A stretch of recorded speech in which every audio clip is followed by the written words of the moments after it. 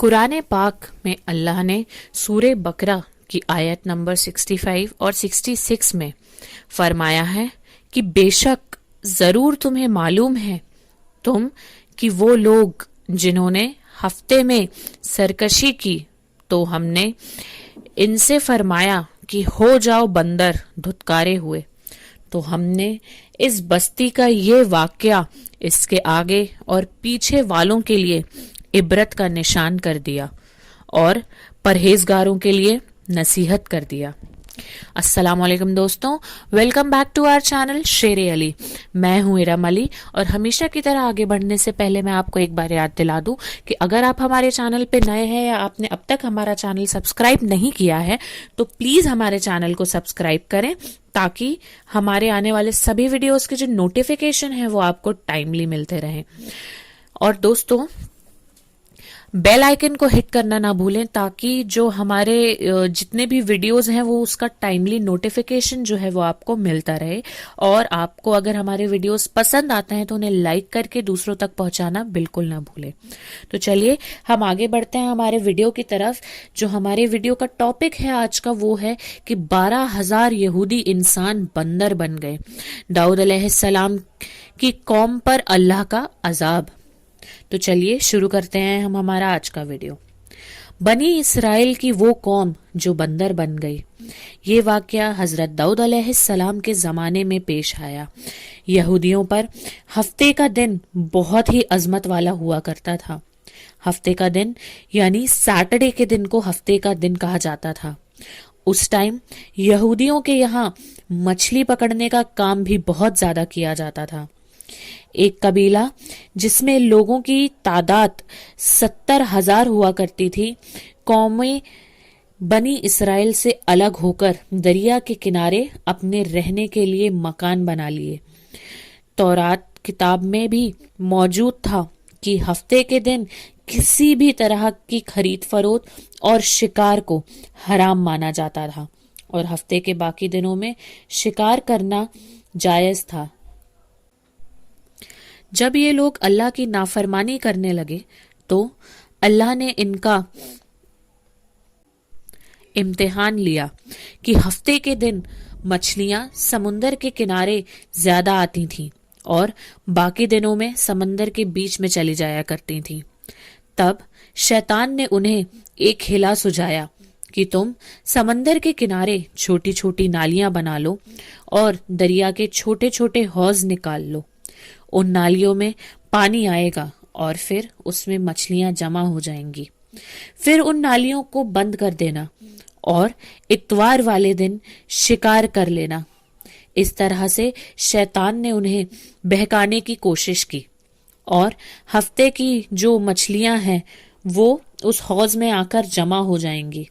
देखा जाए तो ये भी एक प्रकार का शिकार ही था, लेकिन शैतान ने ये हिला सुझाया था जो गलत था और ये अल्लाह की नाफरमानी वाला काम था। लोगों ने यही किया और ये लोग शैतान के बहकावे में आ गए। अब उन लोगों में 3 गिरोह बन गए। उसमें से पहला गिरोह इस शैतानी हिले को माना करते थे। नाराज और बेजार होकर उन लोगों से दूर रहने लगे। दूसरे नंबर पर वो लोग थे जो इन लोगों से दिल से बुरा जानते थे और उनको मना भी नहीं किया करते थे और मना करने वाले कौम से भी कहा करते थे कि तुम लोग ऐसी कौम को नसीहत क्यों करते हो कि जिन्होंने अल्लाह के हलाक करने वाला और सख्त सजा देने वाला है। और तीसरी किस्म के वो लोग थे जो सरकश थे, नाफरमान थे। हफ्ते के दिन शिकार करना हराम था। उन्होंने लेकिन नालियां, हिला, हौज अनेक तरह के शिकार किए। तब 3 गिरोह उस कौम में बन गए।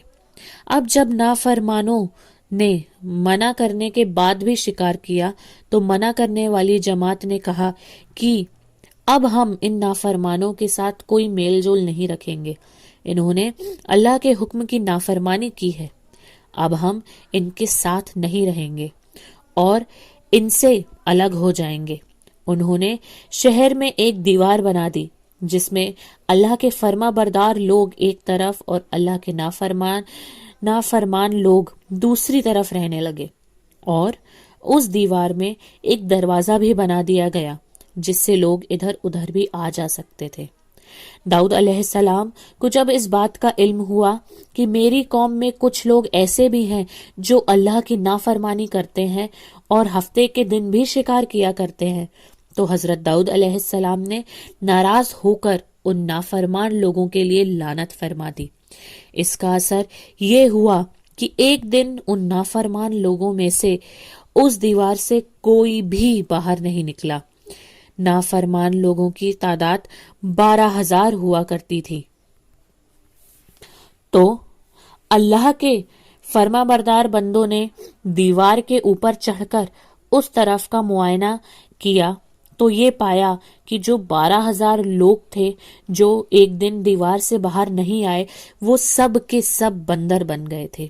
پھر دروازہ کھولا گیا اور بندر دروازے کے اس طرف داخل ہوئے، تو کوئی بھی لوگ ان بندروں کی پہچان نہیں کر پا رہا تھا۔